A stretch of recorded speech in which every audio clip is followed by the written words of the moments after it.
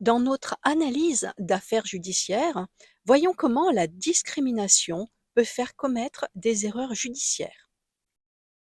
Les magistrats qui condamnent pour discrimination respectent-ils eux-mêmes le code de procédure pénale? Ou existe-t-il une justice à deux vitesses où l'on protège des élus au détriment des citoyens? Aujourd'hui, nous plongeons dans l'affaire d'Anne. Bon, c'est un prénom de substitution. Anne est une restauratrice condamnée sur la base d'un procès-verbal nul, sans preuve. C'est l'histoire d'un engrenage où la mairie, une procureure et des juges semblent avoir oublié une chose essentielle, le respect des lois, des, des codes de déontologie et puis les articles 1, 6, 7 et 8 de notre déclaration des droits de l'homme et du citoyen. Dites-moi en commentaire si vous avez déjà eu le sentiment que la justice fermait les yeux sur des abus de pouvoir de vos élus. Votre expérience m'intéresse. Et puis, si vous voulez témoigner de votre affaire, ou si vous êtes un magistrat souhaitant vous former à la détection des profils manipulateurs, eh bien, il y a un lien vers un formulaire dans le premier commentaire qui est épinglé. Alors, partie 1, le piège de la mairie.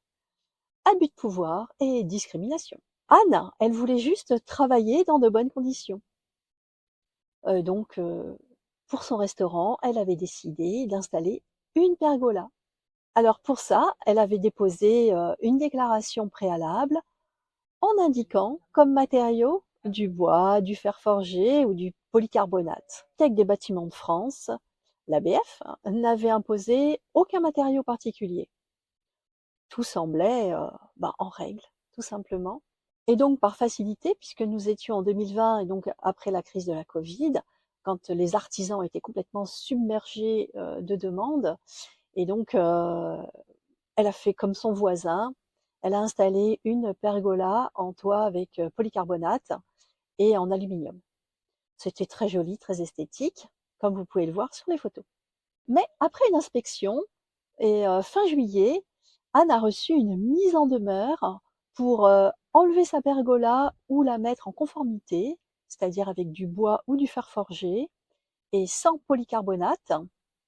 Et pour cela, ils lui ont mis comme délai une semaine, en pleine saison. C'est-à-dire que avant le 7 août, tout devait être conforme à leur idée. Et ce, alors que le droit stipule, l'article 481-1 du Code de l'urbanisme stipule que le délai doit être adapté aux difficultés de l'intéressé.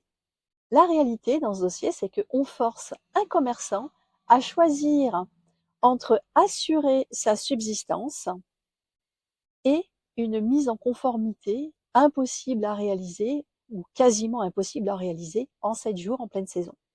C'est donc une entrave à l'activité économique et c'est une violation de l'article 225-2 du Code pénal puisque la pergola ne représentait aucun danger pour personne. Le coup de grâce pour Anne, eh ben, c'est que malheureusement, la maire lui a adressé un procès-verbal fin août, sans témoin, sans date précise, sans photo, un procès-verbal qui viole complètement l'article 429 du Code de procédure pénale. Et pendant ce temps, le voisin d'Anne possède une pergola identique avec un toit en polycarbonate et lui, personne ne l'inquiète.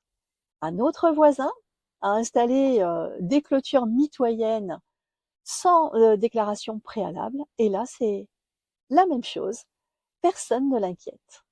C'est la définition même de la discrimination. Les droits des administrés ne sont pas égaux, la mère a ses têtes. Alors, partie 2. Voyons l'aveuglement maintenant du procureur. L'opportunité sélective.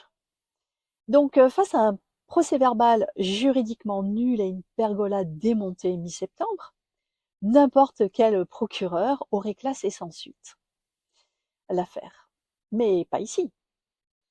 Ici, la procureure a décidé de poursuivre en ignorant que Anne s'était mise en conformité, et ce, avant la date butoir. On peut le voir sur les photos. La pergola avait été démontée définitivement peu après. Et donc, quand elle a décidé de s'occuper de cette affaire, il n'y avait plus aucun litige. La mère elle-même suggérait d'ailleurs d'abandonner les poursuites lors de son audition en gendarmerie. Alors, pourquoi un tel acharnement? L'article 40-1 donne au procureur le pouvoir de juger de l'opportunité des poursuites. Et ici, l'opportunité a bon dos, hein. Quand Anne, par contre, elle a porté plainte contre la mère avec des preuves cette fois-ci, des preuves de faux en écriture publique, des preuves de violation de son domicile, des preuves de discrimination, eh bien, elle, par contre, sa plainte a été classée sans suite. Ce qui fait que quand la mère attaque sans preuve, la machine judiciaire s'emballe. On voit bien qu'il y a deux poids, deux mesures. Et pourquoi? On ne sait pas. Alors, voyons la partie 3, le déni des juges, ou le mur du silence. Donc on arrive au tribunal. Anne apporte des preuves, sa mise en conformité avec des photos, des documents, des textes de loi, et le spectacle est malheureusement sidérant. En première instance, hein, le juge se déclare incompétent à l'oral, mais il demande à Anne ses revenus pour fixer une amende.